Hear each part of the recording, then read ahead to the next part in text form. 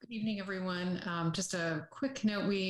Chris and I received an email from Commissioner Pilch shortly before the meeting, so he's going to be running a little late tonight. Okay, great. Do you think late enough that we should go ahead and get started without him and he'll join later? I think so, yeah. Okay. Well, then it is 7 o'clock. Why don't we go ahead then and call this November 10th Albany Planning and Zoning Commission meeting to order. With that, can we have roll call, please? Yes, Commissioner Donaldson. Here. Commissioner McLeod. Here. Commissioner Moman.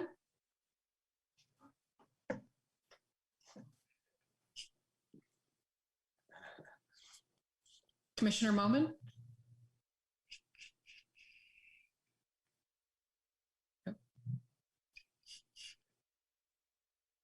Commissioner Moman? Yeah. Okay. Can you all hear me? Oh, yeah, we can hear you. And Chair Waddy. Here. Thank you. With that, next on our agenda, ex parte communications. Do any commissioners have any ex parte communications to disclose this evening? No, none. Okay. No. Seeing none, we will move along to item 4 on our agenda, which is the consent calendar. Consent calendar items are considered to be routine and will be enacted on by one motion. Approval of the consent calendar means that the staff recommendations will be adopted unless any of these items are pulled off the agenda by either a member of the public or the commission. There will be no separate discussion on these items unless it is pulled off the consent calendar. So this evening we have 3 items. First up, we have item 4-1. These are the Planning and Zoning Commission meeting minutes from October 13th. Next up, we have item 4-2. This is planning application 21-073, a parking waiver for a new acupuncture practice at 1229 Solano Avenue. And item 4-3, this is planning application 21-077, design review and parking reduction for a 2-story addition at 404 Talbot. And that one is being continued indefinitely due to the story poles, I believe, not getting up. That's right. So 3 items on the consent calendar. Do any members of the commission wish to pull any of these items off the consent calendar? Not I. Mm-hmm. All right. Seeing none, Chris, members of the public, now is your time to raise your hand if you would like to pull any of these items off the consent calendar. Do we have any folks in the public queue who would like to speak on this item? I don't see any hands raised at this time. Okay. With that, then we will go ahead and close public comment on the consent calendar, and I would entertain a motion. Anyone would like to make one? I'd be happy to move approval of the consent calendar for November 10th. Mm-hmm. Great. Do we have a second? I'll second. Okay, great. Then on that motion, Commissioner Moman. Yes. Commissioner McLeod. Yes. Commissioner Donaldson. Yes. Mm-hmm. And I vote yes as well. So all 3 of those items are adopted as proposed by staff, which take us on to item 5 on our agenda, announcements and communication. Item 5-1, just an announcement for the public that we will be canceling the November 24th and December 22nd Albany Planning and Zoning Commission meeting. Any other announcements on that front, staff? That's it. Okay, great. Moving right along then here, item 6 on our agenda is general public comment. This is the opportunity for any member of the public to address the commission on a matter that is not on this evening's agenda. Note that city policy limits each speaker to up to 3 minutes. And so if there is anyone in the public listening who would like to chime in and provide public comment for 3 minutes, now is your time to do so. Go ahead and raise your hand to get in the queue. Chris, are there any members of the public in general public comment? I'm not seeing any at the moment. Okay, last call, everyone. All right, seeing no speakers, we will go ahead and close general public comment as well and move right along to our one of our primary items this evening, item 7-1 on our agenda. This is planning application 21-058, design review for a 2nd-story addition at 919 Ramona Avenue. And I'll turn it over to you, Chris. Great, thank you. Yes, I'll do a quick presentation. We're happy to answer any questions at the end. Once again, this is design review for a 2nd-story addition at 919 Ramona. Some background on the property. The subject property is a 4,290 square foot lot with a 2-bedroom, 1-bathroom, 1,390 square foot house built in 1926. City records show minor work done to the property in its past. The project was last seen by the Planning and Zoning Commission at the September 22nd hearing of this year. The commission provided several suggestions for project refinement, which include increasing the upper deck railings to decrease sight lines and limit visibility, provide a more detailed landscape, consider changing the circular window on the front facade for better architectural context, implementing windows with a 2-inch reveal or greater to help enhance the project design, work with the neighbors regarding potential fence issues, and consider changes to exterior cladding materials and the location where those materials are applied on the second story. Here's a street view of the property as it sits today. And project request. The applicant is seeking before you tonight design review approval for a 549 square foot second story addition, which would accommodate a new master suite for the home. The interior remodeling and reprogramming of the main level is also proposed. With the project scope, 2 roof terraces and 1 rooftop deck would be implemented into the project design. And this would result in a 3-bedroom, 2-bathroom, 1,939 square foot home with a maximum height of 24 feet, 5 inches. Here's an existing elevation of the home. Here's the previously proposed elevation. And then here's what's proposed before you tonight. Most notable change is the guardrails at the top of the roof terrace. Project refinement. Based on the commission's comments at the September 22nd hearing, the applicant has made the following modifications to the project. They've submitted a new landscape plan with additional vegetation screening, and the use of bay-friendly plantings has also been incorporated. New 18-inch high screening panels with slats that allow for directional viewing in a horizontal direction have been added to the side walls of the roof terrace. A site section with view analysis has also been submitted as part of the plan set. The elevations now call out smooth fiber cement paneling for exterior cladding, and the fiber cement panel walls are now provided with a 2-inch reveal for greater detail and shadow line. And here's the view exhibit submitted with the plan set that show the rooftop terrace with the cross section of the building in general. Here are the proposed 3D renderings for the home. Exceptional design. Projects which exceeded 0.45 FAR are subject to exceptional design as reviewed by the Planning and Zoning Commission. The exceptional design and treatments included with this project include integrated open spaces in the form of a new wood deck on the main level, along with 2 roof terraces off the second story addition and 1 rooftop deck, double hung fixed casement and awning wood windows with clad exteriors are proposed. Smooth fiber cement paneling and painted stucco siding is proposed as a combination of cladding material for the home. A gable standing metal seam roof with shed dormers is proposed for the roof form, and landscaping improvements which include drought tolerant plants has also been provided. With respect to parking, there is an existing detached 2-car garage at the rear of the property. The applicant is proposing to convert the garage into an accessory dwelling unit. 2 off-street parking spaces are proposed in the driveway in a tandem configuration, and thus no additional off-street parking spaces are required under this project scope. With respect to the accessory dwelling unit, once again, pursuant to section 2020-080 of the Albany Municipal Code, the proposed conversion of the garage into an accessory dwelling unit is exempt from formal review by the Planning and Zoning Commission. This component of the project would be subject to a building permit process only and will be approved by the Community Development Department directly. This information is provided for the public and the Commission's context. Correspondences received. During the last hearing, staff received 3 correspondences regarding the project proposal voicing concerns with the rooftop decks and terraces and the potential privacy impacts that might have with adjacent neighbors, the side yard fence, and landscaping overall. For tonight's review, staff has received 1 correspondence voicing concerns with the proposed plant choice for the landscaping, in addition to minor privacy concerns. The project is categorically exempt from CEQA per section 15303. And with that, our recommendation is that the Planning and Zoning Commission review and approve the proposed project subject to the attached findings and conditions of approval. And with that, I'm happy to answer any questions. Thank you. Great, thanks, Chris. Do any commissioners have any questions for staff before we turn it over to the project applicant? Nope. Nope. Okay. Great. Then, Chris, is the project applicant here to provide a presentation? saw him early. Oh, yes, he is. Thomas Biggs, the project architect, is available to speak. I'll let him speak now. Hi, how are you? Well, the project, we finally got the story poles up and have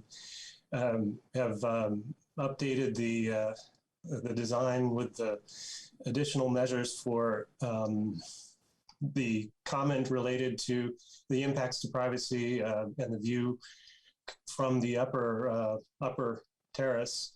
So we've added some horizontal slats as a sort of a view screen that it blocks the view down towards the neighbors, but still maintains the ability to, which was the original intent, was to be able to see along the horizon, catch a view of the sunset. The other items were the landscaping. So we've added, one thing I wanted to clarify was the comment related to the privacy impacts or the stair along the property line. One thing that I was happy to clarify was that along that area, if you look at the bottom right picture, we have a garage of the neighbor who was concerned. So their building kind of mitigates it already. But that said, we were going to, in the landscape, we were going to also provide additional plants. However, I don't think there's much of a privacy issue in that small planted area. You can see in the lower left corner that you can see along the edge. Beyond where we're going to do just a small fence between our building and the face of that garage, just to create the end of that. The other thing that we did also to address the neighbor's concern was to adjust where we have the fence. I know she has kind of a shared driveway, and was concerned about the constraints and the constriction that would occur if we did the fence along there. So we went ahead and modified that. So hopefully that resolved that. Otherwise, I feel like we pretty much settled any concerns. I did appreciate one of the commissioner's comments regarding the recess for the siding, the fiber cement siding. And so what I think made sense was to increase the distance by the amount of distance between where the stucco meets the fiber cement by a couple inches. And I think that we can fur it out and add some continuous insulation, thereby increasing their amount of, give them a little better wall insulation value. All the plants are drought tolerant, low water impact. And I guess that's about it. That's all I can think to say here. Right, thank you. Sure. Commissioners, any questions for the project architect? Before we open it up for public comment? Yeah, Commissioner Cobb. I guess I just have one question in regards to the planting in the front and the one letter that was received saying the tuft grass would be a hazard or somehow not a good choice. I really have no way of judging it. I'm not a landscape person. So could you respond to that, please? Yeah, I was just trying to see what was the plant species.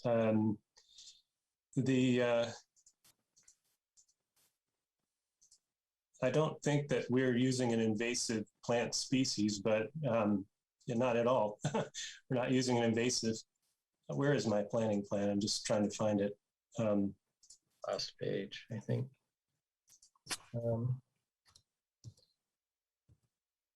Yeah, so It's tufted hairgrass is what you have. Tufted hairgrass. Yeah, tufted hairgrass. I don't.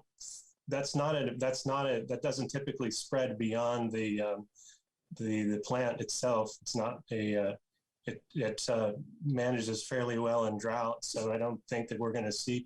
There are a lot of examples around the Bay Area where this species is used. So I think that, you know, it would probably be okay. I think it'll be fine. So, you know, and it's low water using and doesn't use a lot of water, and it's fairly easy to maintain. And again, it doesn't spread. So I think that I don't see how that's going to cause an issue as we're walking around, as individuals are walking down the sidewalk. Should be okay. Great, thank you. Commissioner Pilch. Yes, thank you. I just wanted to announce that I have arrived, and apologies for being late. No worries, thanks. All right, any other questions for the architect before we turn it over to general public or public comment on this item? Okay. Seeing none, members of the public, now is your opportunity to speak on this project. Please go ahead and raise your hand to get in the queue. And I'll ask Chris to let us know if there's anyone in the queue who wishes to speak. Yes, we have a couple speakers. The first speaker is David Passernow. David, you have 3 minutes beginning now. Yes, thank you. I had a question regarding the planting along the sidewalk. On the street side of the sidewalk, is there any planting anticipated there?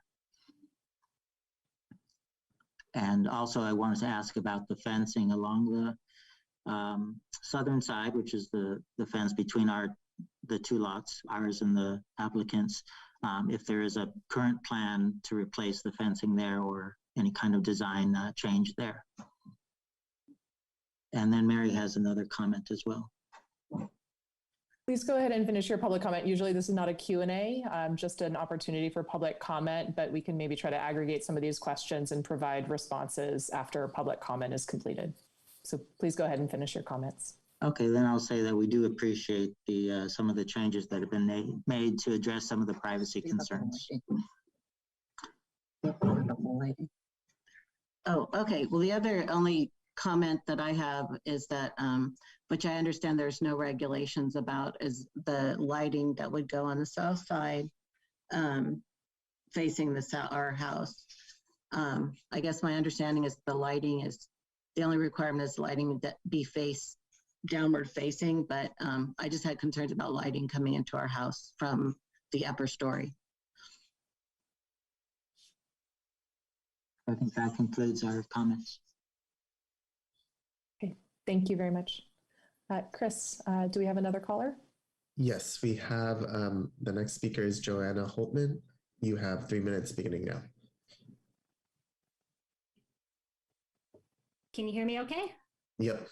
Okay, great. Yes, I apologize for not being able to make it the first time, but I just wanted to first acknowledge the people that had submitted the application, that they've done a lot, I think, to mitigate any privacy issues I have. I'm actually the north side neighbor, and I think that they really were conscious of the comments that were made and tried to do a lot to get what they have and also address my concerns. One thing I did want to point out, though, just to get the facts straight on the drawing, particularly because I think Mr. Biggs had mentioned that the garage kind of removes the issue of there being a privacy issue from the second story terrace looking down onto the backyard of my property.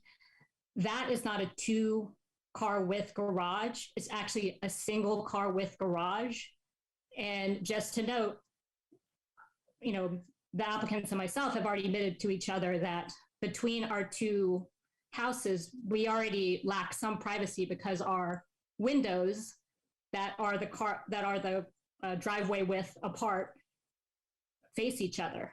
And so we see each other when we're in the kitchen. Now I felt a little, when I saw the design, I felt a little unsure because now there would be a terrace that's sitting above our garage, the same width distance apart where we spend our time in our backyard deck looking down on us. So it was a concern that I had.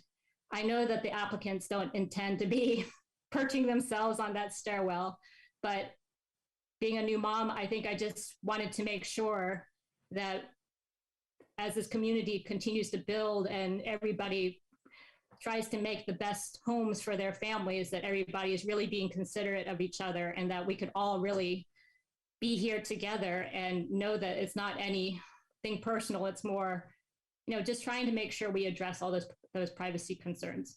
So that's the biggest thing that I wanted to make sure I clarified with the drawings, that I do not have a double width garage there. I have a single width garage.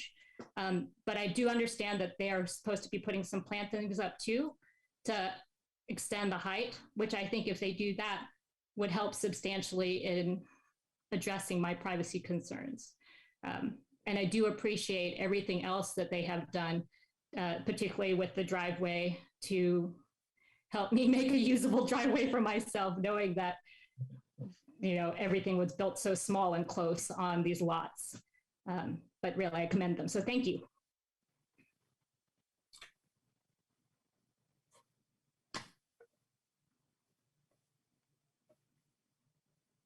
There are no other speakers at the moment. Okay, thanks. This is the last call for members of the public. Now is your time if you'd like to speak on this item. And seeing no one else raising their hand, we will go ahead then and close public comment and turn it back to the commission for deliberations. Would any commissioner like to kick things off here? Sure, Commissioner Donaldson. Oh, and you're on mute, Commissioner. Okay, now you can hear me. Sorry. Yeah, I think I can start. It's generally, I like the project quite a bit. I think there are many interesting aspects to it. I like the two color tone. I like the blue in there. I like the band around the back. It is an unusual design, but I've looked at it closely and I'm really pretty comfortable with it. So there are some topics that came up last time, and I think they've been pretty well addressed. So I'm happy with that. The addition of the louvers on the top deck is new to me, kind of unusual. I hope they last. I think they'll work fine to restrict the view out to a narrow horizon and not to and prevent the view from the rooftop viewers from looking down into the yard. So I think that will solve that problem, and I applaud the architect for coming up with that solution. So we had issues about the grass in the front, and it appears from the record anyway that that the owners, applicants, whoever was responsible last year, let the grass grow too high, didn't maintain it very well, which is kind of a concern for me in a way, because that tufted hair grass is being proposed and does grow to 4 feet tall. I don't, there are a lot of yards around town that have 4 foot high plants in them. But I think it is kind of a bunch grass, and I believe there are many other varieties of bunch grass that we might be able. So I don't know. I'd be interested in seeing if anyone else would support a motion to substitute 48-inch tall grass with a 20-inch or 18-inch bunch grass. And I don't know the specific species, and I think they could select that. But we do have options there. I generally like the idea of the bunch grass around the tree base, and I think that'll look pretty good. Someone asked a question about the landscaping in the parking strip between the sidewalk and the street, and as best I can tell, there's no changes proposed for that, and it's not addressed in the landscape plan. So I don't think we have any control over that or any information about how that will change from the current situation, if it will change at all. I think that's about it. I appreciate the neighbor on the south side's comment about the lighting. I think that's legitimate concern given that wide driveway and all of that. And I know we require lighting to be down focused. I don't think there's any lighting, and there shouldn't be any lighting proposed on the second floor or the upper story that would look down and shine into that driveway.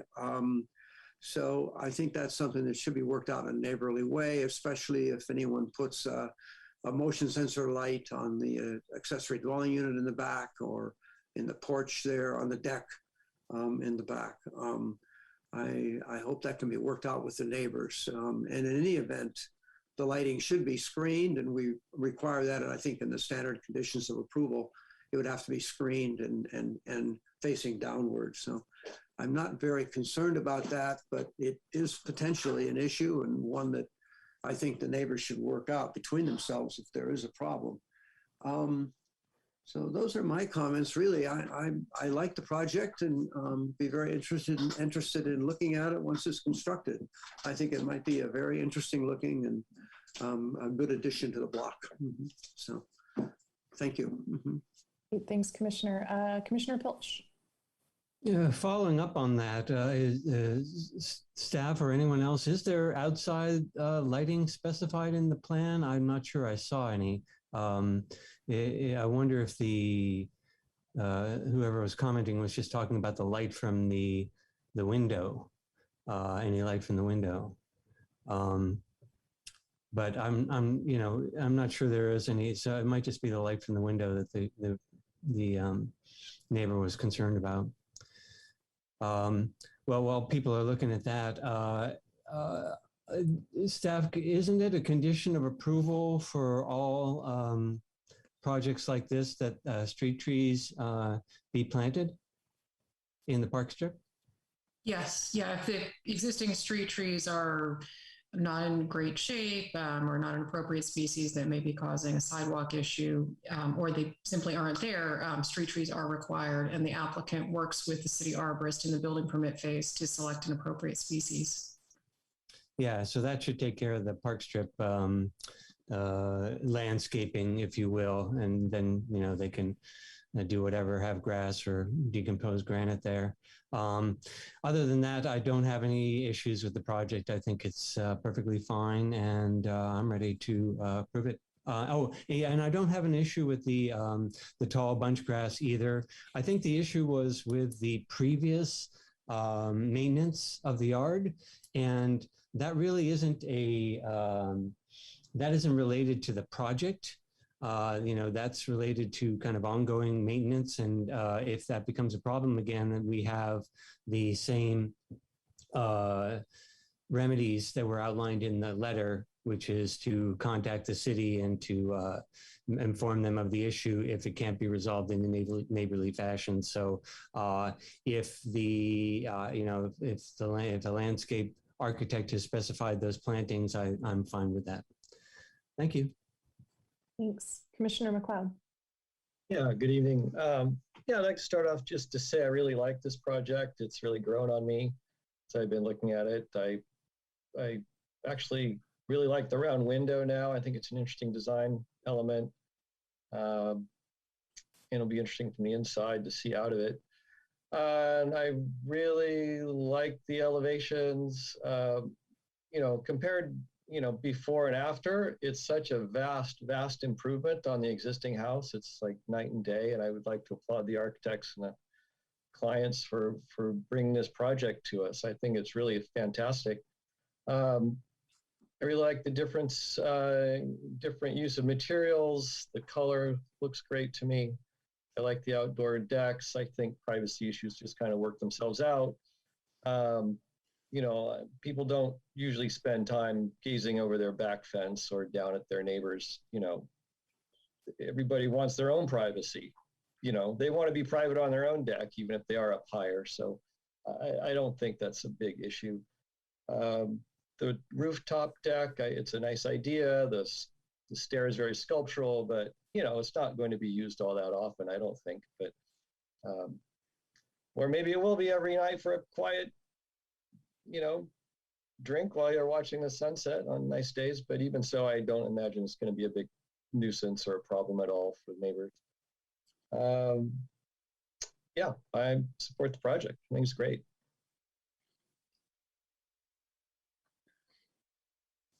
Thank you, Commissioner.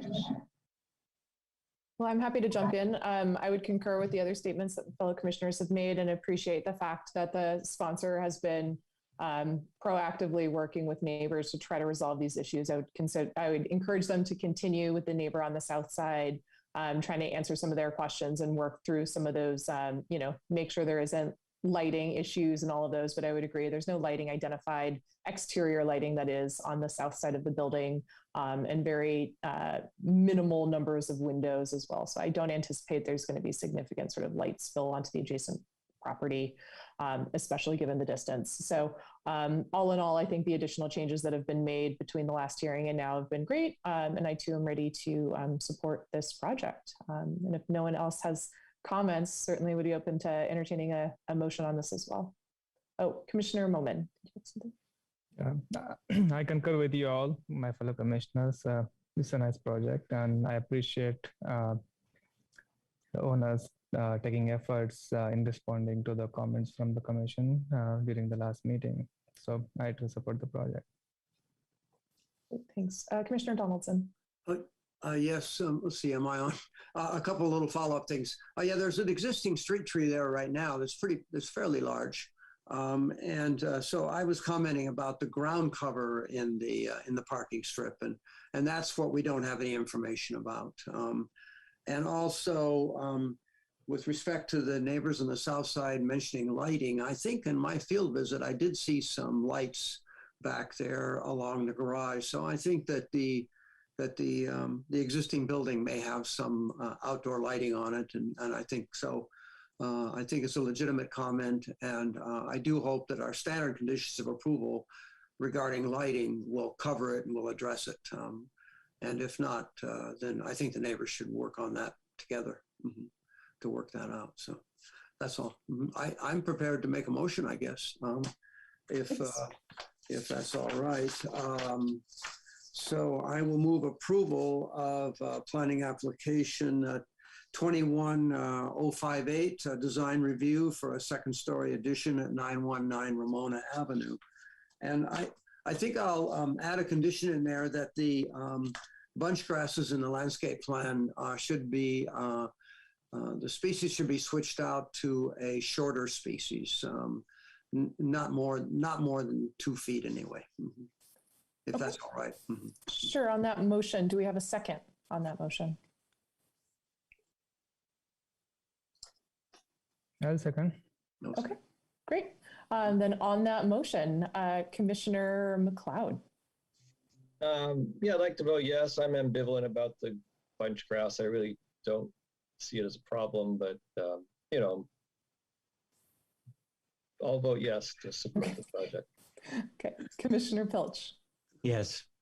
Okay, Commissioner Momin. Yes. Commissioner Donaldson. Yes. And I vote yes as well. So that item is approved 5-0. And just a reminder to the project applicant to leave those story poles up through the duration of the 14-day appeal period. And that will keep us moving right along here on the agenda. So next up is item 8, new business. We have one item, 8-1, the San Pablo Avenue specific plan financial feasibility analysis request. And with that, I'll turn it over to Steph. Yeah, I'm just be extremely brief in my comments. Commissioner Pilch asked that this item be agendized for commission discussion. In your staff report, we've provided you with the steps involved. And as you can see, our recommendation is to stay the current course with the specific plan, which is currently on track for adoption in the spring of 2022. But since this is Commissioner Pilch's request, I will turn it over to him to address the commission and the public. Okay, great. Thank you. Commissioner Pilch, go ahead. Sure.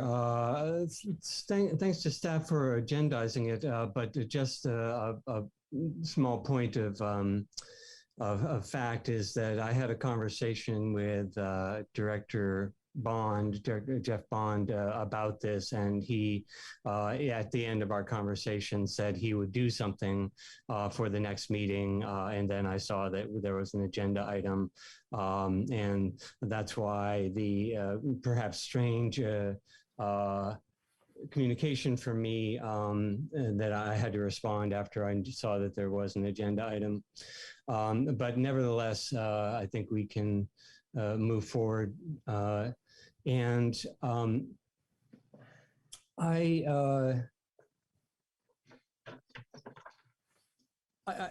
feel like I've been through many years of city service and have a very good sense about what is required in certain circumstances and what might fly and what might be problematic. I've had over 14 years of service with the city on 3 different commissions, including this one, and on the city council as well. And I'm concerned. I've seen us do a few projects that haven't gone anywhere. I've seen us do an economic development plan. The first one we did, we being the city, not be a very good project, and it ended up sitting on the shelf and was replaced by a new study that was done. A new consultant was brought in, and now that project that plan is actually has some merit and is being implemented as we speak. I also saw another project, the San Pablo Solano Avenue, rather, Complete Streets project at the end. Have its issues, and it's effectively put on the shelf and it won't be pursued in its current plan. So I want to avoid that sort of thing because it represents hours of staff time and lots of money. Sometimes it's grant money, sometimes it's money from the general fund. And that's why I just feel I have a very strong both intuitive sense and I think an educated sense that if we don't vet the plan with an economic analysis that takes into account not only building of multifamily buildings in Albany, which will be very similar to Berkeley and El Cerrito, but also Albany's unique constraints of shallow lots that don't go all the way through, recalcitrant landowners who don't want to sell or who we've been told don't want to sell, and perhaps difficulties with lots consolidation. Given what I've outlined in my letter is that I think we're kind of on par with where Berkeley and El Cerrito are now with our plan, with the height limits and FAR and all those things. However, and maybe we're a little bit inferior, but El Cerrito is on their way to renew their plan. I'm sorry, I'm going to stop right here and ask if it seems like the screen that's being shared is kind of flickering back and forth between a couple of pages. If maybe we could take it down. Thank you. Yeah, it was a little distracting. So El Cerrito is reviewing their specific plan because it was so successful. They ran out of developable space, and so they're having to redo it to get more space to build on. Thus is their success, and I hold them up as a real model about how to do this specific plan. Need a glass of water. And Berkeley has gotten a grant for their specific plan, and they're working on that and their housing element. So I'm anticipating that we might see, because the environment, I'm using the wrong word, but because we're evolving in our zoning seems to be relaxing more and more. This is the trend in our area to allow the building of much needed housing because we realize we have a very need for housing. I expect that El Cerrito and Berkeley's plans, when they come through, might be even more attractive than ours if we don't make our plan more attractive right now. but I'm not sure about that. So what I'm trying to say in a simpler way is that I think we'll be behind if we firm up our plans now. I think we'll be behind once El Cerrito and Berkeley comes out with their plans, and that's my educated guess. But Berkeley and El Cerrito don't seem to have these unique constraints that Albany has. So I haven't seen any data or any assurance that this plan will give us the effect that we need, that it will generate housing or generate development. And I very much wanted to do that. So I think that the only way we can be sure is to have an independent vetting of the plan, an economic analysis. I like to call it an economic analysis because we know housing is feasible here. We've just had a project that passed, but we don't know if it's an attractive plan. If it's a plan just to set the bar higher that won't attract new housing, then that's not what I want. I don't think that's what anyone wants. It's got to be a plan that will actually attract development, and I don't think we can know that until we vet that with a third party. So that's my pitch, which is I think I've repeated a lot of the things that in my letter. So does anyone have any questions for me about that or about my my correspondence? Commissioner Mohman. Yeah, thank you, Commissioner Pilch. I really appreciate your intention and the initiative that you have taken to put forth in the commission and for a discussion. I went through your email and I agree with most of your observations. But I'm not really clear.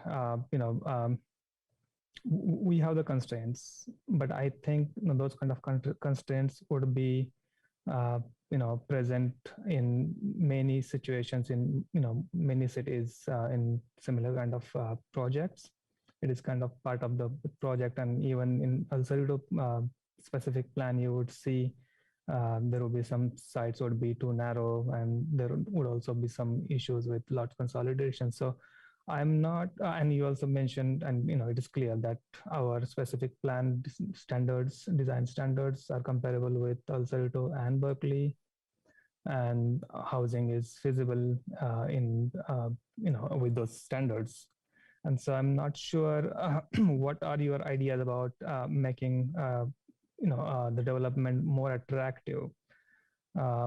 You mentioned those constraints, so at least I'm not personally, sure if we have any solutions for that, and if we can provide any solution in terms of any design incentive or something like that.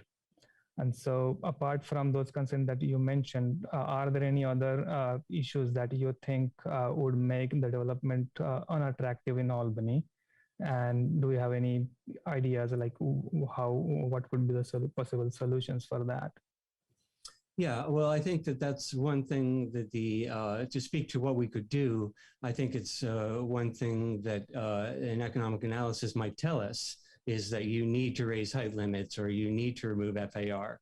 But three things that I would come up with is going to parking minimums, which many cities in the area have done. Alameda just went there, and Berkeley has zero minimums now, had zero minimums for a while. So no parking minimums. Raising the height limit along the whole corridor could be another incentive, and removing FAR completely, which one of our staff people was enthusiastic about early on because it's just, complicates the process. It has to be, you have to calculate it, and why bother? Why not just have setbacks and other constraints that do that for you and remove that? Anything to make the process simpler for the developer, I think would make it more attractive.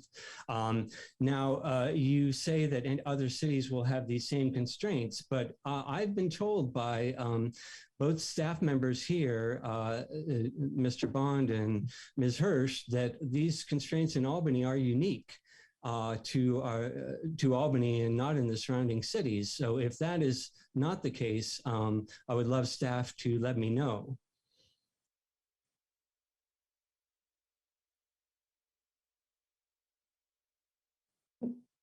And I don't know, staff, if you guys are going to jump in, but if not, I've got just a couple of thoughts. Do you want me to go, or? I think Jeff is, Jeff sorry. Trying to get to his mute button. Oh, got it. There you go. Sorry, it's hard on one screen here. Go ahead, Jeff. Yeah, I'm happy to wait to respond. I do think that we have a different pattern of lot sizes in Albany compared to other cities. If that's the question, tend to have a little bit smaller lots, but I don't know if that gets to Commissioner Pilch's comment or not. Well, you've also said that we have this, you repeatedly said we have a lot of recalcitrant, or if that's the right word, landowners, which I assume would not be the case in Cerrito and Berkeley, because we see a lot of redevelopment there. I don't have any data to comment on that. I think just visually, as we go up and down San Pablo in all three cities, you certainly see places where there's development and well maintained properties, and other properties that are clearly not maintained very well. And I think that's somewhat of an indication of the motivations of the property owners. But I don't know how to measure that, and I'm not sure how an economist or an analyst would measure that type of an issue. Yeah, I bet that they would be able to, but that's fair that you don't have the data on that. But you are saying that we do have the smaller lots. Yeah. And what was the other thing? Shallow lots, recalcitrant owners, and the lot consolidation. Yeah, that's also a question mark in my mind, because we saw the lot consolidation on the 540 San Pablo project. So it seems like that does happen, although our one guest that we had who commented on that thought that wouldn't happen. So I think we don't really have any data on that as well. But before others jump in, I want to make sure that I addressed Commissioner Momin's comments and questions. Yeah, and I also have kind of a observation from the report that I read from Cerrito feasibility. The report mentions that Cerrito owns a lot of parcels in their specific plan area, and that also could be a reason why that specific plan is more successful, because they might have sold their land to the developers at a subsidized rate to make it more attractive, and we don't have that ability. Before my other fellow commissioners, go on asking questions. I have some questions to the city. I also read your report, and in some area you mentioned that there could be some plan adjustments in future if we realize that specific plan, is not successful. I would like to know, I don't imagine like there would be major zoning changes in land use or even height or density or FAR setbacks, but would a reduction in parking ratio trigger any CEQA requirement, or would modifications to community benefits trigger any longer procedures that would delay or that would basically take too long to make the project effective? I'll respond initially, and then and if you want to add anything, please do.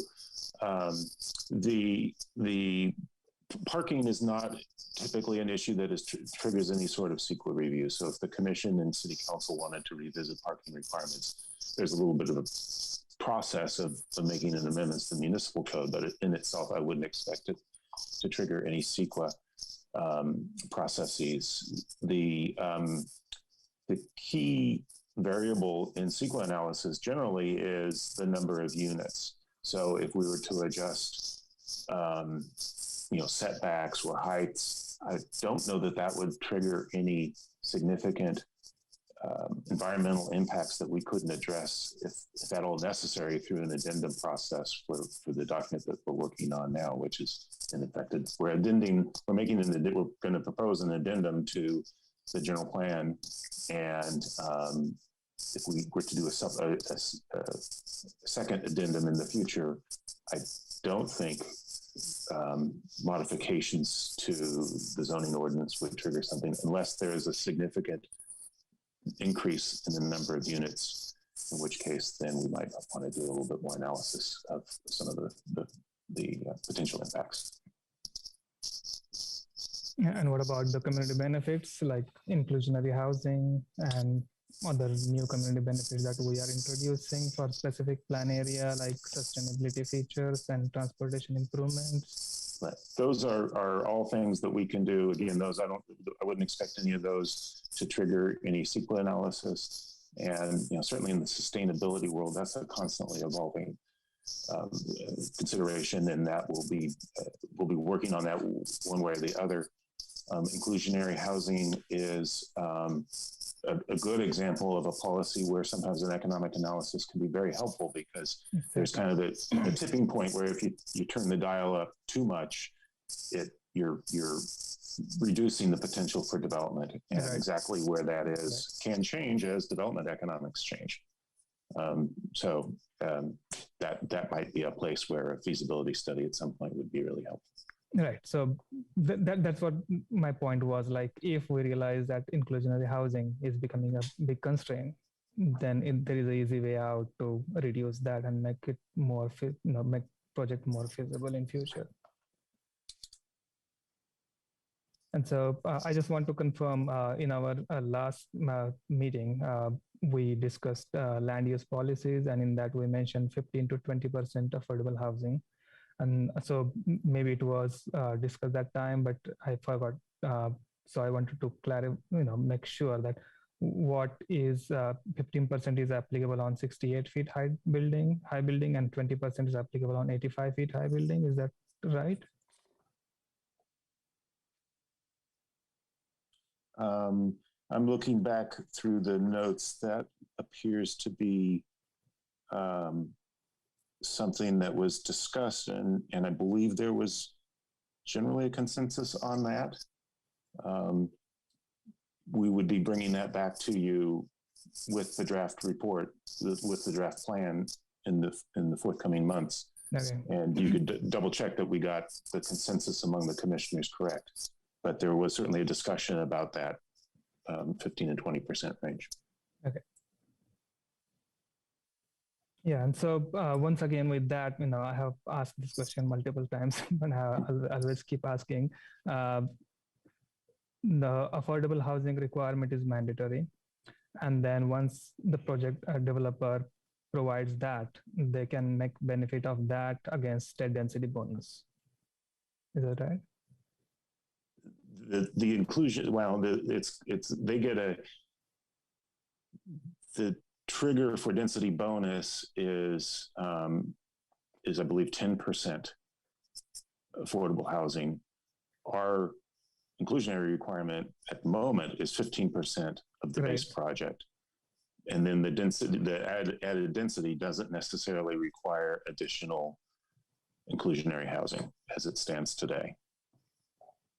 And that's the way density bonus law works. That wasn't right. Yeah. So basically correct. So basically what I understand is once the developer provides 15% inclusionary housing as part of municipal code requirement, they are also eligible for state density bonus, and they can go ahead and ask for concessions and waivers and go taller in their development. Yeah, that's what I want to do. You're absolutely correct. Yes. Yeah. That's it. I have some, comments regarding all these questions, which I can, come later. I would let my other fellow commissioners ask questions. Thank you. We'll go Commissioner McLeod and then Commissioner Donaldson. Yeah, thanks. Well, I just had kind of a general question but I assume we're asking questions and we'll do comments after public comment. Is that how we're doing it? Sure, that sounds great. Yeah. So I'll hold comments, but I guess my just wondering about the housing element. I mean, that's concurrent, although we're not so far along in that yet. So I don't know exactly how much feasibility analysis will be done as part of the housing element, because I think that's part of that study, part of what our consultant is providing. So I'm wondering, is there an overlap? Does the housing element provide any kind of economic analysis of how housing is built on San Pablo or in the city in general? I mean, there's no duplication of efforts here. Would there be with what Mr. Miller is preparing? Or is it something that Mr. Miller could provide? You know, I think it's really, really important that our specific plan and our housing element kind of work hand in glove. So I do appreciate trying to make them work together, but I also wonder what kind of analysis, feasibility analysis, that our housing element consultant will be doing. I can share, Waddy, if you'd like me to respond now. Okay. So this is, we shouldn't go too deep into a housing element discussion since that's not on the agenda, but in this context, I think I could say that while we have not scoped a economic consultant to be part of the housing element team, it may turn out to be useful if, when we submit a draft housing element to the state sometime next summer, if they come back and question some of the opportunity sites that we've identified. And they do a review. As part of their review, they will question those and make sure that they're viable development sites. So it might be helpful at that time if they're to look at any questions that they have and have some background documentation to support our identified sites. So if we did something now, it might be those same sites that HCD might be questioning next summer, or it might not. We'll just have to wait and see, and we'll be bringing to you again a separate agenda item sometime soon. The initial discussion on some of the housing opportunity sites. We're actually meeting with Barry tomorrow morning to discuss the schedule, so I don't have any details on that yet, but we will be doing that in the near future. So you will start to dive into that work. So that's something for next summer probably, if we were to do it for the housing element. Yeah, I guess the follow-up would be, can we get an economic analysis that would work for both housing element and our specific plan? Is there any reason not to do it in that sense? Or should we make it part of the housing element and then it can inform our specific plan, but it would have to be done sooner rather than later for the specific plan? So is that feasible? If in fact the question, if HCD were to question the feasibility of San Pablo Avenue development, then the analysis, if it were to be done now, would be helpful. But if we end up coming up with some development opportunity sites elsewhere in the city, they might, this San Pablo Avenue feasibility analysis may not be particularly useful to that discussion. You know, I suppose there's some economies of scale of having the data collection for market analysis, you know, some sort of citywide market analysis to support the feasibility. But we're kind of speculating a little bit.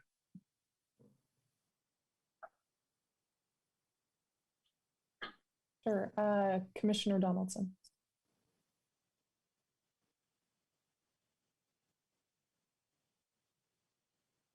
Oh, okay, I think I'm on now. Okay, yeah. I think I'm on now, yeah. All right. Let's see. So right now we should be talking, sort of addressing Nick's proposal and questions to Nick and comments to Nick, I think. Is that right? And then, I think we're trying to stick to questions right now, and then we'll open it up for public comment and come Let back. me make a couple little comments then. So I did appreciate reading all of the backup attachments that were provided. from the Turner Center and all of the work that was done in El Cerrito. It was very interesting to read that. And so I did appreciate that. And Nick, I wanted to comment as well that I believe that the lot consolidation work on 540 San Pablo was done when the Albany Bowl was built many, many years ago. There's none of that is being done right now. And I don't think we've seen any real lot consolidations of any significance in Albany, probably since the 60s when a town center was constructed. I don't know about that. Maybe there have been a few small ones, but I do agree with you that is a big issue. And I think that given the value of the existing homes along Keynes and Adams, the high value of the housing right now, that it makes it doubly difficult for developers to go in and try to consolidate lots, the back lots of the areas along San Pablo. So I just wanted to make that comment.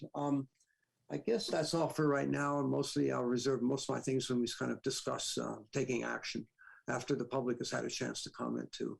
Thank you. Mm-hmm. Thanks.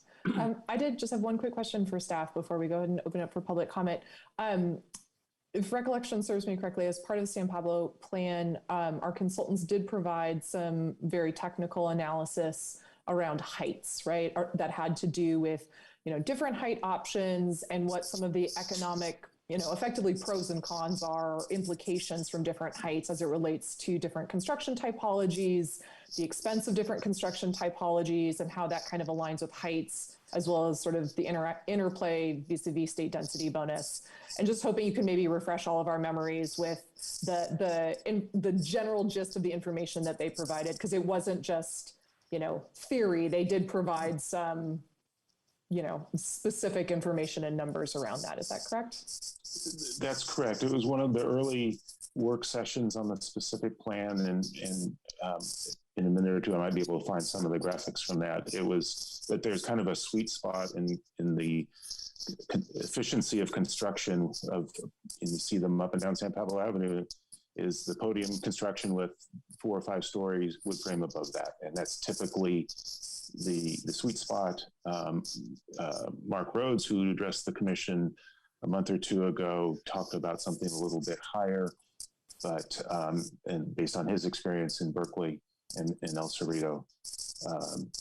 But yes, that is a kind of a rule of thumb, I guess, if you will, that once you get above a certain height, certainly before you get to if the top floor is at 75 feet or more, that triggers all sorts of new fire code things, and people rarely go above that unless the market conditions are just really supportive of. Because you often have to have 2 elevator systems. You start talking about steel frame construction, and the costs you jump into literally needing high-rise buildings to make it the return pencil.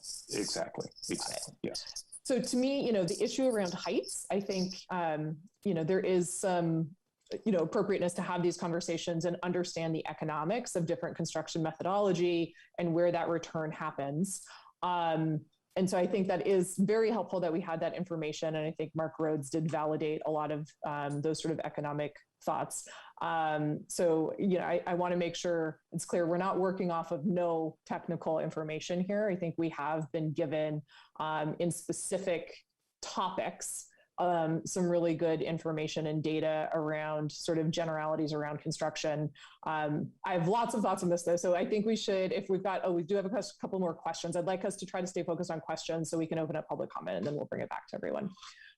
So Commissioner Pilch, go ahead. Yeah, so the discussion has brought up a few questions for me. One is, how about, we had a question about triggering CEQA, and how about changing or eliminating FAR? Would that change the number of allowable units and trigger CEQA? Mr. Bond?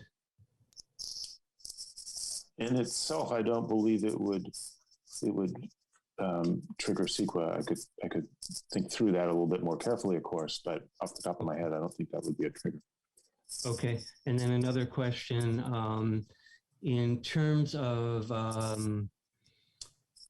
And just because the question came up about whether or not we could have some, do a couple of different processes at the same time, when identifying sites for the housing element and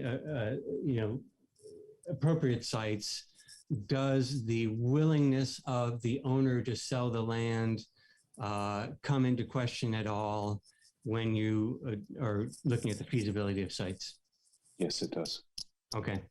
And then finally, can you speak to the lot consolidation of 540 San Pablo? Exactly what did happen there? I thought that, looks like planning manager can speak to that. Yeah, so that is not an overnight process. The property owner who has owned the Albany Bowl since 1986 has effectively spent that time from 1986 to the present acquiring a total of 9 parcels piece by piece. So that is a multi-year process. In that he acquired some single family homes that were on Adams Street to conjoin that with the bowling alley property. So it's a very long and exhaustive and ultimately an expensive proposition. And it's a pretty unique example of consolidating a site of 9 parcels into 2.18 acres. Mm-hmm. Yeah. Okay. Thank you. Since I'll limit it to questions now, that's it for me. Thanks, Commissioner Donaldson. Yes, let me see. I wanted to ask staff a little bit to talk about the relationship in the scheduling between the specific plan and the housing element. And it's addressed a little bit in the staff report, but maybe more detail they are sort of parallel, but is completion of the specific plan kind of a prerequisite almost for finishing the housing element on schedule? Or does it, I don't know, that's kind of what I'm looking at. Mm-hmm. It's not a legal prerequisite, right. Excuse me. So if the commission or the city, were to recommend not adopting the specific plan, we still have to figure out where to put 1,100 units of housing in the city. Yeah. The specific plan will help us if approved, or if clearly on a path towards approval by the time we're sending a draft to the state in the summer. It will help us in expressing to HCD that some of the sites that we've used over and over again that haven't been developed have a new opportunity to be developed. There's essentially a requirement in the statute now that cities aren't allowed to recycle sites over and over again. In other words, identify them in 2 or more previous housing elements and then say it hasn't developed yet, but we promise it will do it this time. They're not accepting that. If we come in with a specific plan that shows that the zoning is substantially changed, it's a different ballgame. And then we can make an argument that this isn't recycling the same old thing. It has new, substantially improved development standards, and they are much more likely to support it. And that comes from our interactions with HCD staff and supporting this. That's why they're paying for this housing element. Why they're paying for this specific plan is they want cities to update their zoning now, so that when we come in, we have a better chance of being able to complete a housing element that they will accept. Thank you. Okay, great. Why don't we go ahead and turn it over to public comment now? Take a little break here. So members of the public, now is your opportunity to call in. So go ahead and raise your hand to get in the queue if you'd like to comment on this item. And staff, do we have any speakers? Looks like we have one. Yes, we have Clay Larson. Clay, you have 3 minutes beginning now.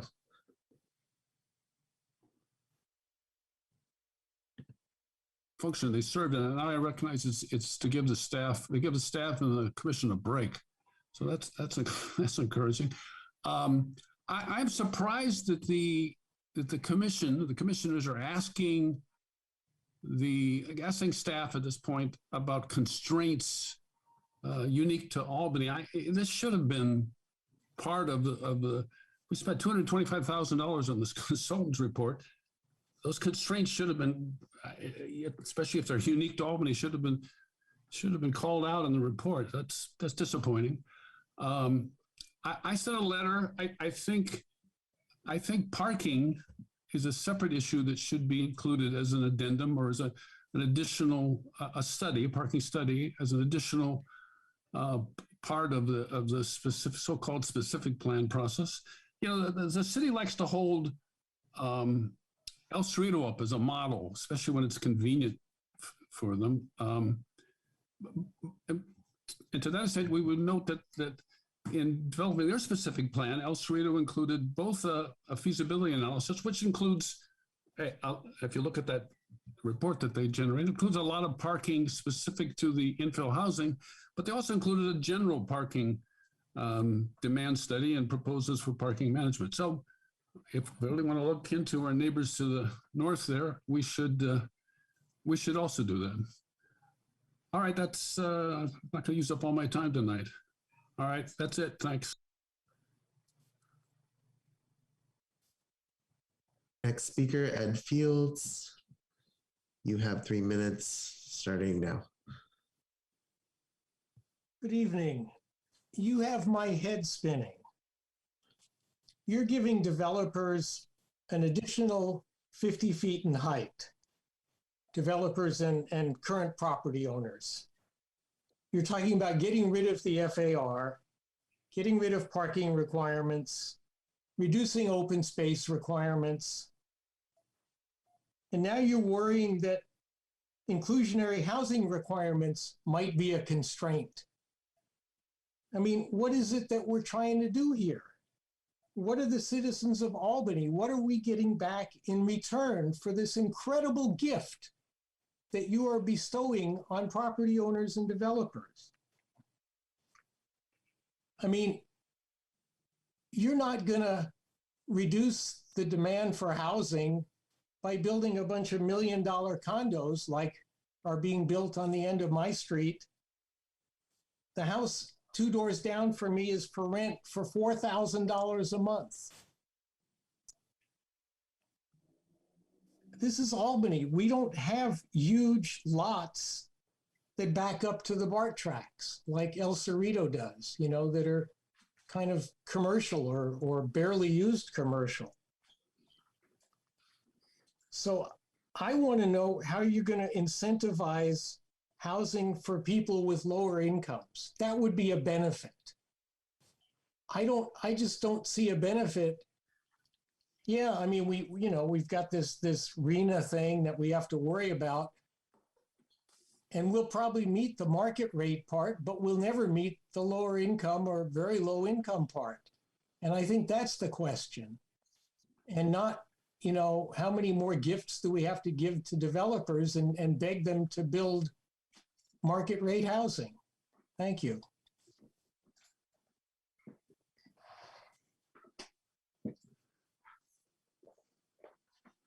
Okay, next speaker, Nelson Pung.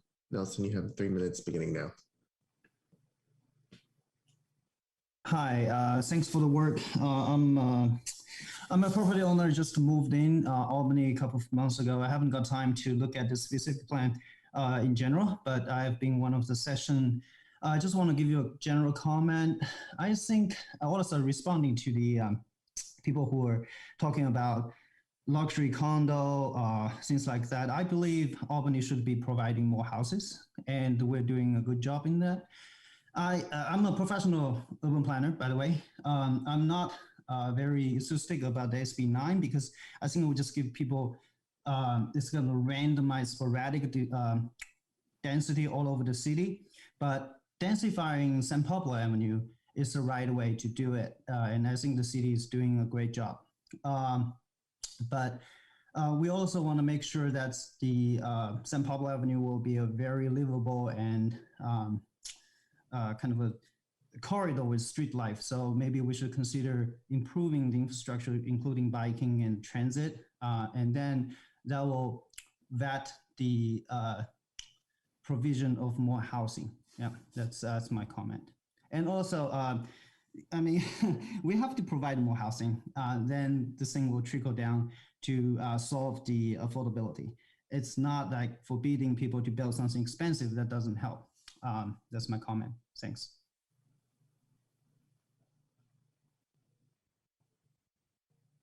I'm not seeing any other speakers at the moment. Great, thank you. All right, this will be last call. Anyone else in the public who wishes to speak on this, now's your time to raise your hand. And seeing no additional hands, we'll go ahead and close public comment and turn it back to the commissioners for discussion. Commissioner Pilch? Yeah, so a few things off the bat.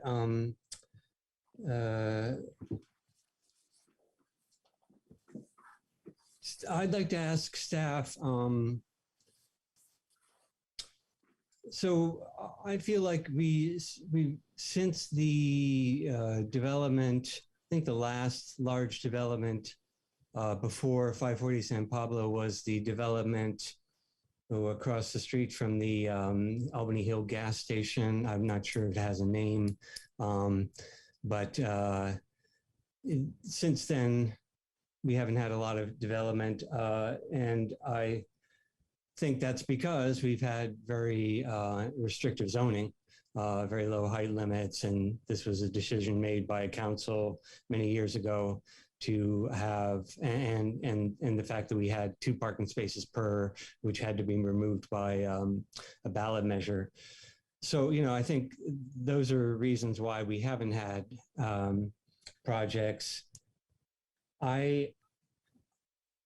But I want to ask staff, why do you think that this plan will generate development?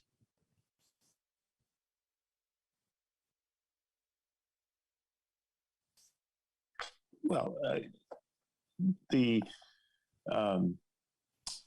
combination of this plan and the state density bonus substantially changes the landscape for getting land use entitlements for housing in California and in Albany. So the environment has already changed to some degree. I think you're absolutely correct, Commissioner Pilch, that historically our 38-foot height limit and our parking requirements were a constraint that were more restrictive than in neighboring cities as density bonus laws have evolved in the last few years. And as we've seen, the ability to move it for applicants to move around that through state law has already changed the playing field a little bit. The idea of having the specific plan is that we lay some groundwork for people so that they come in, they know exactly what we want. And it's consistent both with state law and with our standards. We have objective standards. We have setbacks and so forth that work. So hopefully it gives them a process where they don't have to they don't have to go through a challenging review process. If we've already decided what an acceptable setback is, or an acceptable open space and so forth, then that process is really much easier on the commission and much easier on them. So I do think it's an important step to go. If we don't do anything, we still will probably see applications in the future because of state density bonus law, but every one of those we're going to be struggling with the concessions and waivers and talking about how to modify it. So I'm hoping that this specific plan process leads to kind of a pre-established consensus that will help a potential applicant, and you know, also help kind of provide property owners something that they can use to market their property if they are getting to the point where they're ready to do that. And I think we do have at least a few property owners that might be interested in doing that, and to be able to, for them to be able to market the property as, hey, look, it's in a specific plan. Here's the heights that the city is willing to talk to us about. I think it's an important tool. Well, I can't agree with you more that it's an important tool. In fact, I was talking to the city manager today, and she reminded me that this was my push all along, that I really wanted to do this for a number of years. And so I'm not arguing that I think that the specific plan. What I'm saying is, why do you think that what we've done so far, 1 parking space per, the specific height limits, the specific FAR, why do you think that will generate development? I can chime in here. So over the years, I'm in regular contact with brokers, particularly as they get listings on San Pablo Avenue, and they generally reach out to staff just to understand the framework of local regulations and process so that they know how to better market the property. And when I tell them that there is a 38-foot height limit, it often, the conversation tends to fall a little flat. And so by working towards these changes, this is letting the development community know, as well as the brokers who market these properties, that there are by right provisions that will allow for some creative opportunities for redevelopment of sites. Okay, so I'm sorry to be, if I seem obnoxious about this, but I'm not hearing that we know that the particular height limits that we've chosen, the particular FAR, the particular parking spaces per are attractive to developers. We know that we're moving in the right direction, but we don't know that we'll attract development. And if I can just chime in really quickly, I mean, I appreciate your comments. And what I would say is, I've been sitting in Anne's seat effectively for 16 years over in San Francisco, where, it is a slightly different development climate, but nonetheless, no two sites are the same. There's not one answer that is the answer. This isn't a scientific profession where we can do an academic study and have it give us sort of the golden ticket of if you do X, Y, and Z, it will result in development happening. There's so many variables at play, just so many combinations and permutations and variables at play that come into why developers choose or not to choose to do development. And I think what I'm hearing from staff is the big ticket item that's gonna move the needle on us getting development is height. That is the biggest way that we can honestly do it. It still won't guarantee. We could do unlimited height limits, and it's not going to necessarily guarantee that we get development in San Francisco. We could have zero controls. It doesn't mean we're necessarily going to get, development on San Pablo.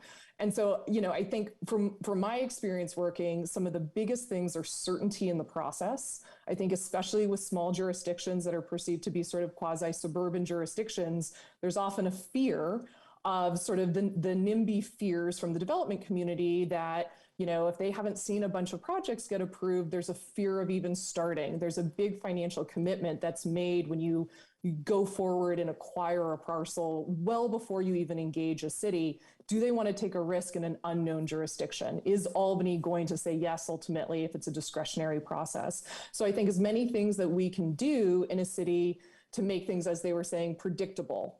There are state laws that are moving things into a ministerial realm where our discretion is being taken away for that very purpose. That's why these state bills are happening. I do, though, think for us, it's an important question of, to Mr. Field's public comment, what is our actual objective here? I mean, I think we are all interested in producing housing, but I think we're also interested in producing housing with some level of regulation still applied. I don't think want to just give everything away and say, just come one, come all, build whatever you want. I think we want some level of control and sculpting and oversight. I mean, that's why we're here on a commission, is we want to help guide growth in a responsible way. And so, I mean, just leading into my comments here and I'll just sort of continue on here. I think things around heights, it is really important to get some facts and understand where the market is in terms of cost of concrete, cost of lumber versus cost of steel. There's new types of lumber that are out. There's modular housing. All of those things can affect, and it does, there is sort of an economics there of appropriate heights. And I think we're going there. I think that's been, again, the big ticket item. State density bonus lets people, again, effectively have 2 floors of flexibility. So if they think they need those 2 extra floors and it pencils, they can typically get it without a whole lot of constraint. I think many of the other issues that we're talking about can either be modified through state density bonus or aren't deal breakers on a developer coming in.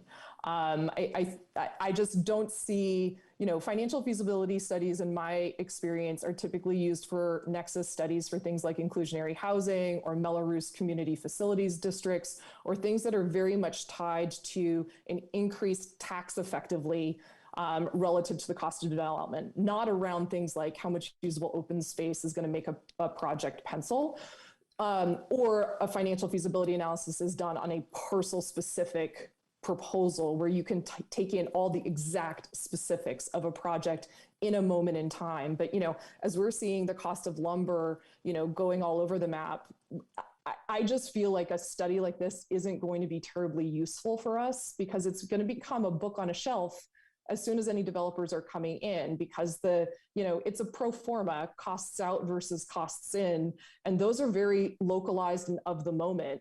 Costs that come in versus costs that come out 5 years from now, we're going to be in a whole different world about what the costs of lumber are and what the sales rates are for condos, what the cost of labor is in the market, site acquisition, like all of those things are going to be different. And so, investing a ton of money right now to put those analytics around an entire area plan where each site is different, a through lot might pencil differently than a half lot. I mean, there's just so many variables at play that I think it sounds good. And I think we all want to be able to have something to point to that's a recipe book that says, how can we produce housing? But unfortunately, this is a profession that sometimes is a bit more of an art than a science.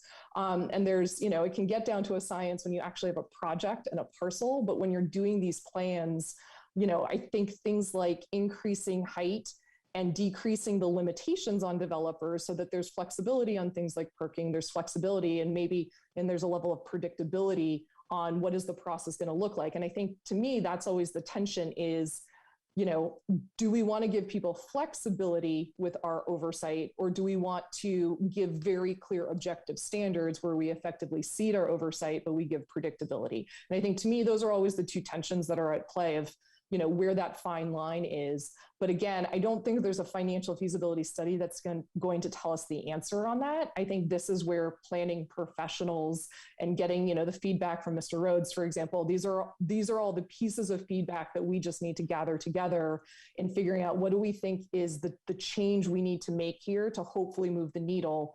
But it is an iterative process. We may need to come back in 10 years and reassess this as market conditions and state laws change. So I don't know, I'll wrap it up there. Those are sort of my thoughts. This is a very complex issue. And I just don't have faith that, I feel like if we ask for a financial feasibility study, we're going to be spending money.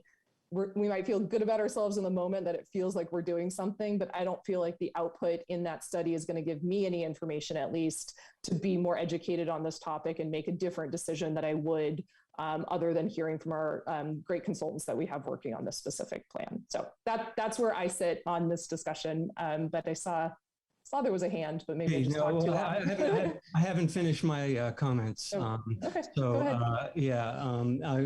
But to speak to that, then if we had no housing development in 10 years and then had to redo things, oh my God, what a waste of time and money we would have spent. So that is what I want to avoid. And I just think that what I'm talking about is a complete economic analysis. And I'm confident that these firms do that they not only, it's not the cost of the building. I think I think our staff could probably do that. What I'm talking about is all the unique constraints and the lot size. And I think those can be evaluated. And I think those can be evaluated in a data-driven way. And I think firms do that. And they look at the environment. They look at what's successful in El Cerrito and in Berkeley and compare it to Albany and look at those constraints in Albany and say, well, you're not going to get anywhere. You have every single landowner is recalcitrant. You're not going to get, unless you make things, do this or that, you're not going to be, you're not going to get anywhere.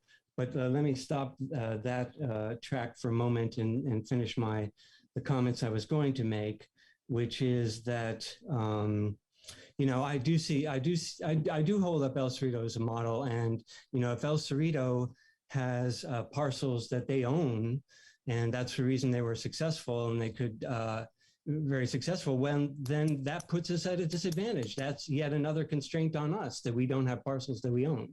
So I worry that we have so many constraints that developers, even with the height limits, are not going to want to step up because there's just nowhere to build, because there's not enough incentives to go to the brokers and go to the owners and make them a deal that they can't refuse. What I worry about, and I'm not accusing anybody of this, but what I worry about is if we're delaying if we're not doing this because we're not wanting to pay the extra money and we're not wanting to delay, or we think we can skip it. Other jurisdictions do it. El Cerrito certainly did it, but we think we can skip it for some reason. If those are the reasons, I'm very concerned, and I'll leave my remarks there. Commissioner Donaldson, or staff, did you have a quick comment before? Okay, go ahead, Anne, and then Commissioner Donaldson. I just want to add a few clarifying points in regards to El Cerrito so that there's a little bit of context here for the commission as you're discussing this. The sites that were referenced that the city owned was part of redevelopment. So with the dissolution of redevelopment in 2012, that land had to be disposed of. That provided an opportunity for the city of El Cerrito to have public-private partnerships. And you can see the result of that at the Del Norte BART station with the Mayfair project. There may be other projects on the corridor not readily coming to mind, but that was one aspect of why they have had some success. However, I do feel the need to point out that they have more entitled than what they've actually built. So that, to Liz's point about the risk that a developer takes and constraints and so on and so forth, that while they're getting projects approved, they're not seeing them through to the building permit. And that, of course, are a number of external factors and that risk that the developer may or may not be comfortable taking, particularly with where things are currently with labor costs and availability of materials, so on and so forth. And then lastly, just as a point of context in regards to the El Cerrito specific plan amendment process that's working right now, that's actually very specific to the El Cerrito Plaza BART station parking lot project. So BART is working not only with the city of El Cerrito, but with Holiday Development and SAHA, Satellite Affordable Housing Associates, on a 750 unit affordable housing project on their parking lot. The existing zoning of that parking lot does not accommodate that level of density, nor is that site located in the specific plan area. So the whole purpose of them going through this amendment process is to include that site to make development on that parking lot property feasible. That is an ongoing process. There is actually a forthcoming public meeting next week if anyone is interested and wants to learn more about that. But I want to make sure that the commission is clear on why they're actually amending it and what the scope is. Yeah, I've been attending those meetings. So are you saying that those are the only amendments that are being made to the El Cerrito specific plan? I'm saying that was the big determinant in why they elected to amend it. They had no other way to get that level of density on that property. Okay, I believe they're doing other things, but actually this commission does not know exactly until now. We haven't had any insight into what's going on there. So having more detail about exactly the amendments they're making would be great. Great, Commissioner Donaldson. Yeah, okay. I'm not sure I'm ready to able to speak as coherently as others have here. It is a confusing issue, and I have a number of thoughts sort of roaming around my head related to it. Let's see where to start. In the overall big picture thing, I actually don't think Albany is doing all that badly right now. We just did approve one of the largest projects we've ever had, and we did it under our current zoning with the state density bonus law, which allowed a significant increase in the height limit for that project. I'm sure other developers will take note of that quickly. The word is out, I'm sure, that we actually approved a 71-foot building and a 35-foot height limit, et cetera, with the density bonus thing. And that alone might have as much force and power as having a good economic study that would show that it might be feasible to develop a couple of other sites around town. I think that's as significant a development as reducing our parking requirement from 2, which was too high, to 1, which is about right. I also want to comment that Albany has significant development on the UC Berkeley lands in Albany. The Belmont Villages, and now another huge project coming down the pike. So those are still in Albany, and they are important, and they provide housing, and even in a bigger picture, I think Albany is one of the densest cities in the area, and it's a big city. It's a city that does not have we don't have a lot of employment. We are in a way a bedroom city for others. So the question does come to me, what is our fair share, and how does our fair share come? I really think it's that the arena is too high for Albany because we have so little employment. We're not the one who's bringing all the jobs here. But that's kind of all irrelevant to the topic in front of us tonight. But it's sort of my context. So tonight I would go I go either of two ways on this. First of all, I would support the staff recommendation that we not undertake any further economic studies right now and keep on track with working on the specific plan and trying to achieve it on a timely manner and get it on schedule and integrate it the time frame anyway with our work on the housing element. And I think we're on that track, and I'm not inclined to want to vote to go off that track unless, and this I take a cue from Clay's comments. I also do think that the specific plan we've been working on is sorely deficient in dealing with parking. And I've said that. I have concerns about the 540 San Pablo. I really have concerns. Parking is not going to go away. It is going to be an issue. We have significant parking impacts today adjacent to the San Pablo corridor. And further development on that has to be done in a way that is sensitive to the parking. And so I would say Clay is right on saying if we approve this amendment, if we approve this action and say let's do some economic studies, the only way I can support that is if we also undertake some some parking impact studies at the same time. So that's the only way I can support it. So anyway, that's sort of my position on it at the moment. So I'll be listening to other comments, and the discussion is interesting, and I'm open to further input. Good, thank you. Mm-hmm.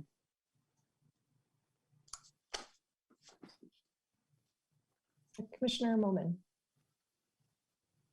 Yeah, so I agree with most of the observations and comments from fellow commissioners and staff.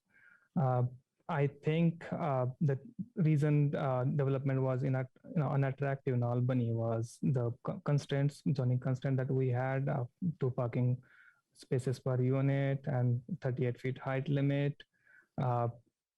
Now with the specific plan proposed, those constraints are gone, and with SB 330, approval process has become more streamlined. And so with just one project, we saw that there could be a possibility of larger projects possible on San Pablo Avenue stretch. And so I think there's a possibility that a specific plan could be more successful than we think.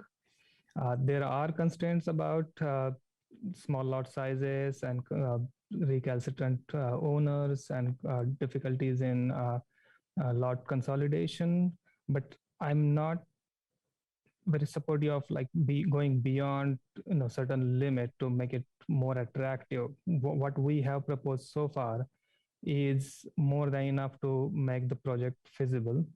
We have seen that in Albany Bowl project, where the project has been feasible with the current zoning and without any other incentive. They have made it possible with just state density bonus. And so whatever we are proposing as part of the specific plan objectives is design guidelines. I think they could be successful, and they might spur development on the sites which are more constrained. I would refer to what Chair Waddy mentioned in the beginning regarding the height limit. The first thing we always think about making more development feasible is increasing the height limit. But what we have proposed currently is 65 feet of height limit, which is kind of, a sweet spot. As Chair Wadi mentioned, that feasibility of these kind of development is very fluid, very uncertain. You can't rely completely on kind of a prototypical feasibility study with certain parameters. Each site is completely different. Each program is completely different. Each developer has, different program, and their finance and things like that could completely, change the feasibility of a project. And so we can't completely rely on that kind of study to have a set of objective design guidelines for the whole specific plan area.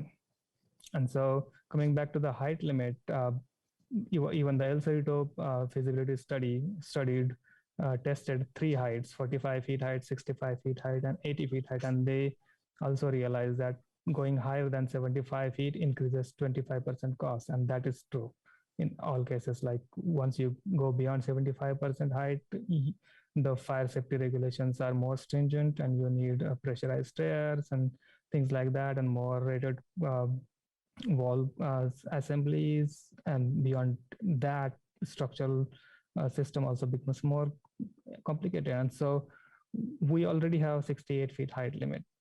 And with density bonus, the height limit is going to be higher than that. And so I am not sure like how higher we can go and if that would be appropriate for Albany. I can't see 120 feet tall building in Albany along San Pablo Avenue. And so, allowing more height to make the development feasible is not really an option. And with this inclusionary housing, I completely empathize with Ed Field. We need affordable housing. That is one of our major objective of doing a specific plan proposal, and also the update of the housing element.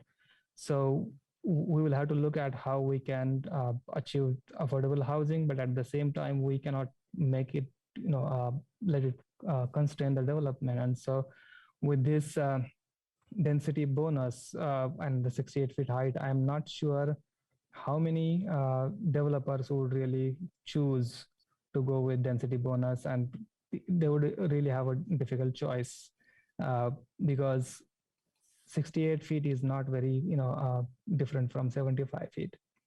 And so with 15% of affordable housing, inclusionary housing allotment, they could get 50% of density bonus, and they cannot use that whole density bonus with just one additional floor without triggering the requirement of a high-rise building above 75 feet.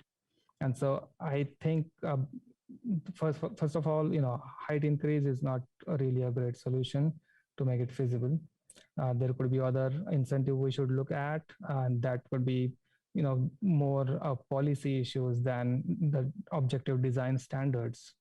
And maybe city could look at development fees, permitting process streamlining, and issues that would make the design process and permitting process for the project more easier than looking at the objective design standards that we have proposed. I think what we have proposed is really suitable for Albany. They are feasible in terms of development for the individual projects. And one more thing I think we should also look at is more attractive we make development on site, the land value goes up.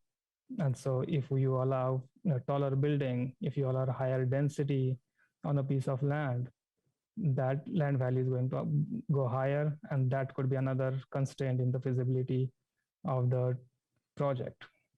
And so it is a complicated issue, and I think it should be looked at, I think, outside the purview of objective design standards, and it has to be kind of a holistic issue.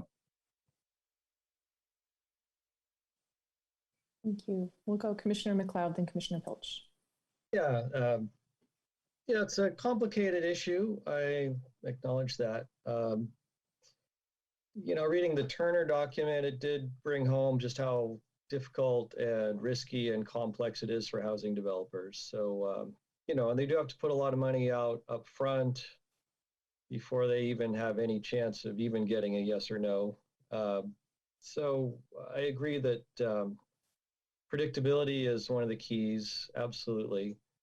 On the other hand, just think about the financial or feasibility analysis, economic analysis. It could answer some interesting questions, if you could do it, to compare different scenarios, like, what would be the effect on parking costs of lower or higher parking limits, or, height limits. You could compare height limits, the effect of that. You could compare how the FAR is up or down or eliminated. You could see how it would be affected by open space requirements, how much commercial space could be viable. I mean, it could really help us identify whether we want to really push for more commercial space or be a little more relaxed about it. So I think there could be a lot of useful information that could come out of it, and it could influence how we develop the specific plan and, kind of what standards we do include. So I see its value in that. I also would see its value, or I would want to see it dovetail with the housing element study. So if there's some way to do kind of, get two birds with one stone, I think we should do it. Maybe the kind of feasibility analysis I saw in the El Cerrito study was too general for the specific, or for the housing element kind of study that would be required. But, if we're going to maybe need economic analysis for the housing element, then why can't we combine that and use it for our specific plan? If there's some way to do both, I think it would be terrific. I think overall, in general, if we are going with higher height limits, we have talked about 8 stories. I think if we're reducing the open space requirement from what we've got now, I think if we reduced parking, I think parking is also a cost driver and a space constraint that limits development. I think having the FAR is something that limits the number of units that can be provided. For overall more generous in those respects, I think that will be pretty attractive to developers. I am sympathetic to Ed Field's comments, and that's the other thing an economic analysis could give us a little bit of feedback on, is whether that 20%, if we do go to a 20% minimum inclusionary standard, what kind of effect that has. Although I'd be inclined to just adopt 20% across the board, regardless, in order to hit more of our target for low or very low income units. What I don't like about the study would be the extra time taken to do it. The cost doesn't seem too high, but it seems like it would be dragging on a long time. I would like to see, if we were going to do it, I would like to see it move faster if possible. I don't know if there's some way to compress the timeline if we did hire a consultant. But I would really like to see it dovetail with the housing element. And then my last thought is that when we're talking about all this, our objective standards, we have to consider that the state density bonus law may not be there in 5 years or 10 years, and our objective standards will outlast that by a long time. So I think we should be really considering our objective standards kind of independent of state density bonus law. It may go away by ballot initiative. I don't know. There's some talk about that. So we need to keep that in mind. So I'll leave it there for now. One last thought. In terms of height and cost, there are other technologies. There's cross-laminated timber buildings that are now approved up to 12 stories that don't have the same cost for, concrete pedestal podiums and steel. So they are cheaper in that sense. There's still the high-rise egress and fire requirements, but there are potentially cheaper ways of building taller. So, you know, that kind of thing can change too, as far as what is economically feasible. And cross-laminated timber is happening right now. So, you know, it might be interesting to see what somebody says about that going to 8 stories. So I'll leave it at that for the moment. Okay, thanks. Commissioner Pilch. Yeah, thank you for mentioning the cross-laminated timber. Yeah, that's also, I don't think that the steel frame construction necessarily is the barrier, but I do understand about the other codes that kick in above 75 feet. So thank you very much for that. And thank you, Commissioner Moman, for your explanation about the height limits. Actually, I found that very, very informative. And I think I've said everything at this point, but I just want to make a point about 540 San Pablo Avenue. Some of us who have been around for a while, and you know, Commissioner Donaldson might remember this, but the owners of that parcel have been coming to planning and zoning meetings for years. They've been wanting to redevelop that parcel for years, and they've been planning for it. As Planning Manager Hirsch said, you know, they already started scooping up all those parcels to make it happen. And it's just a fluke of the pandemic that they found the right moment to do that, and the fact that they had the state density bonus law to fall on. So I don't think that the success of that project means that we're going to see a lot of other projects like that. I think that was a one-off project that I'm very grateful for, but you know, but we can't rest where we are. That's why we're doing this plan. So you know, I think I'm not seeing the support for doing this economic analysis. So I think we don't have to vote or anything. We can just leave it be, unless someone else wanted to you know, make another motion to do something different than what I suggested. We'll go Commissioner Moman and Commissioner McLeod. Yeah, in our last meeting, we discussed a possibility of cost benefit analysis of some of the community benefits. So I think the city should explore a possibility of undertaking a study that could look at some of those constraints and possible solutions for that. And at the same time, also look at the cost benefit analysis of inclusionary housing and the community benefits that we are proposing. But I think it should not be linked with the progress of specific plan that is going on. And the reason I earlier asked how easy or difficult it is to change the inclusionary housing provisions or those community benefit is that by the time we have housing element update ready, we might have some insight from these studies, and we might think about either updating or downsizing some of those requirements to make it more attractive for the developers, less expensive. And so I think if it is possible to conduct a limited scope study to look at those aspects, I think that would be really helpful. Commissioner McLeod? Yeah, I would like to see if staff would talk to our housing element consultant, and I think you said you're meeting with him tomorrow or soon. See what kind of economic analysis would be needed there or useful, and see if there's some way to make the two or make it useful for us as part of our specific plan, some way to make it dovetail, something that we could use without delaying our project too long or incurring a lot of expense. Chair Waddy, would you like us to respond to that?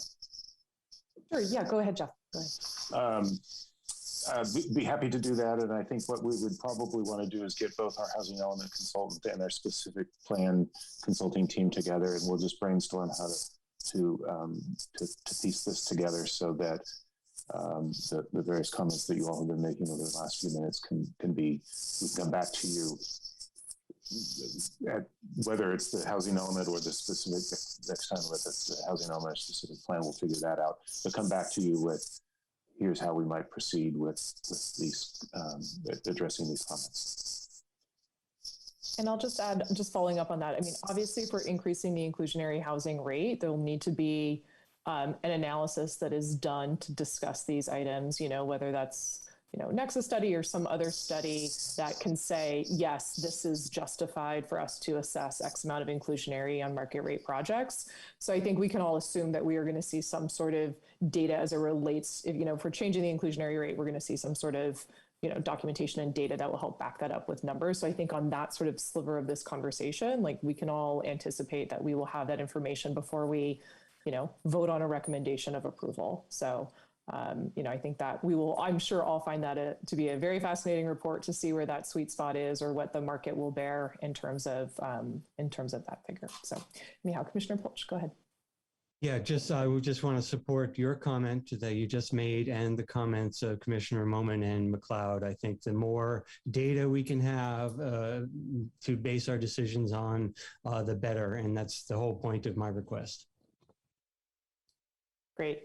All right. Well, it sounds like everyone is on board with that. As you mentioned, maybe no need to take a motion. Any objections of us moving along off of this agenda item then? Okay, seeing lots of head shaking no. Okay, great. Then with that, we will go ahead and close this item. Next meeting, staff, can you refresh our memory? The next one is canceled. So the next available will be December 8th.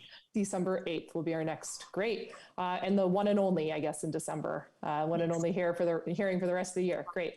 All right. Perfect. Well, with that, we will go ahead and adjourn our meeting for this evening. Thank you all. Okay. Thank you. Good night. Mm-hmm. Good night.